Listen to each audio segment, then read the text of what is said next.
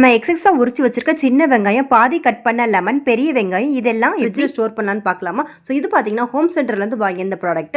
So இது வந்து பெக்யூலராக ஆனியனுக்காகவே இருக்கும். ஆனியன் டிசைன்லேயே இருக்குது. ஸோ இதில் பார்த்தீங்கன்னா நீங்கள் ஆனியன் வந்து யூஸ் பண்ணிவிட்டு ட்விஸ்ட் பண்ணி வைக்கும்போது ஃப்ரிட்ஜில் எந்த ஸ்மெல்லும் இல்லை.